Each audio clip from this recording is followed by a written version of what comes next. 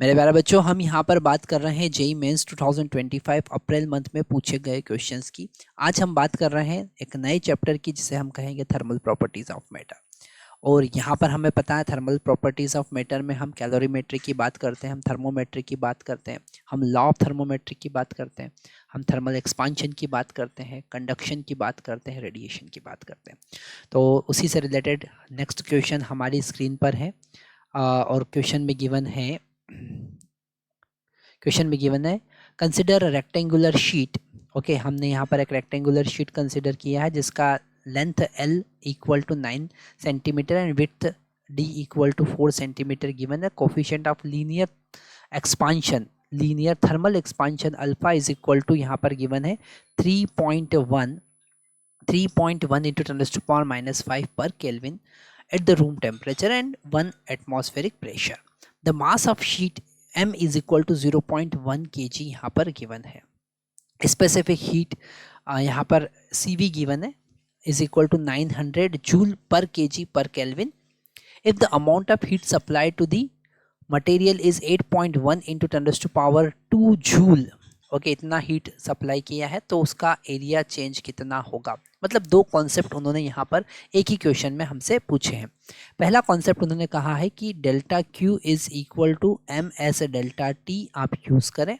ठीक है, अगर किसी बॉडी को हम हीट देते हैं तो उसका टेम्परेचर इंक्रीज होता है, जो उसके मास पे डिपेंड करता है, और कितना टेम्परेचर इंक्रीज करते हैं उस पर डिपेंड करता है, मटेरियल पे डिपेंड करता है।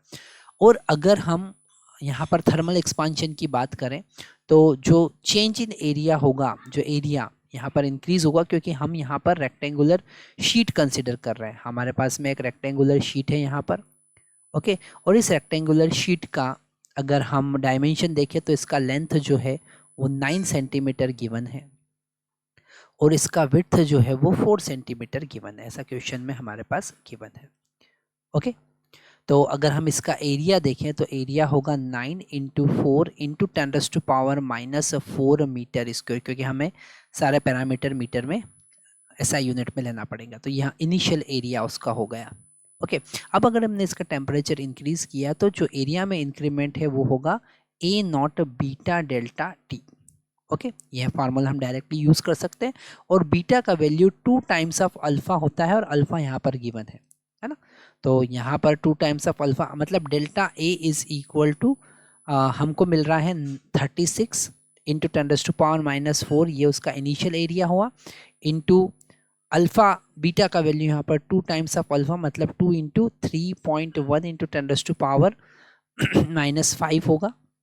और डेल्टा T हमारे पास में यहाँ पर पता नहीं है, पर यहाँ हमें गिवन है कि डेल्टा Q कितना हीट दिया है उसको और कितना टेम्परेचर उसका इंक्रीज होगा।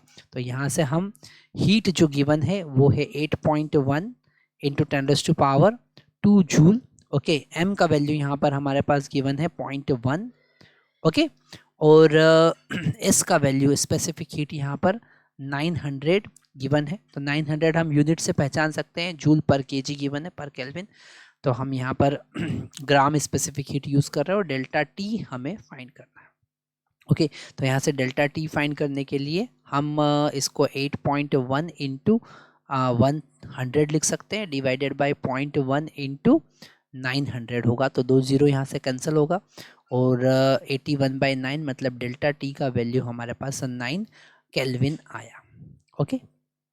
इसका वैल्यू यहाँ पर पुट करेंगे तो डेल्टा A का वैल्यू क्या होगा, ये होगा 36 into 2 into 3.1 into 10⁻⁻9 into 9, okay. सबको जब हम कैलकुलेट करेंगे तो हमारे पास में आने वाला है 2 इंटू 10⁻⁻6 मीटर स्क्वायर, ओके। जब आप कैलकुलेट करेंगे तो ये हमारे पास में फर्स्ट ऑप्शन करेक्ट ऑप्शन होगा।